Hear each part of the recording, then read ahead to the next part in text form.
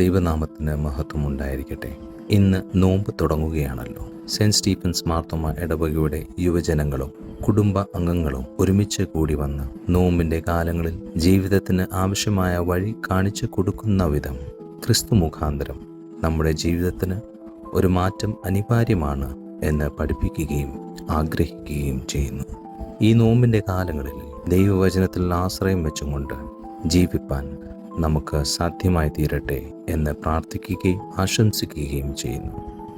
ഇന്ന് നാം ധ്യാനിക്കുന്നത് വിശുദ്ധ പൗലോസ് റോമർക്ക് എഴുതിയ ലേഖനം 5-ാം അധ്യായം 16 മുതൽ 21 വരെയുള്ള വാക്യങ്ങളാണല്ലോ. ഇരുട്ടിൽ നിന്ന് വെളിച്ചത്തിലേക്ക് ഉള്ള പ്രയാണം. നോമ്പ് കാലങ്ങളിലൂടെ സഞ്ചരിക്കുമ്പോൾ രൂപാന്തരമാണ് നമ്മുടെ ലക്ഷ്യം. ഈ അധ്യായത്തിൽ ആദാമിൻ്റെ അനുസരണക്കേടിലൂടെ പാപവും മരണവും വാഴുന്നു. എന്നാൽ യേശുവിൻ്റെ അനുസരണവും നീതിയും ജീവിതമാണ് വാഴുന്നത് എന്ന് പൗലോസ് എഴുതുന്നു.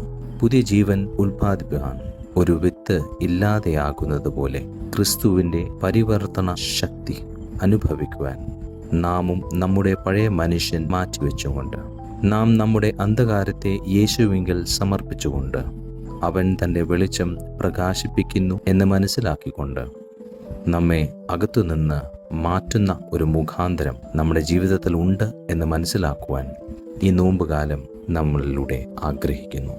നിങ്ങളുടെ ജീവിതത്തിൻ്റെ ഏതെല്ലാം മേഖലയിൽ ഇന്ന് രൂപാന്തരം ആവശ്യമാണ് എന്ന് നാം മനസ്സിലാക്കുകയും ആ ഒരു അനുഭവങ്ങളിൽ ക്രിസ്തുവിന് സമർപ്പിക്കുന്ന വിധം പുതിയ ജീവിതവും പ്രത്യാശയും നൽകിക്കൊണ്ട് അവൻ്റെ വെളിച്ചം പ്രകാശിപ്പിക്കുവാൻ ആവശ്യപ്പെടാം.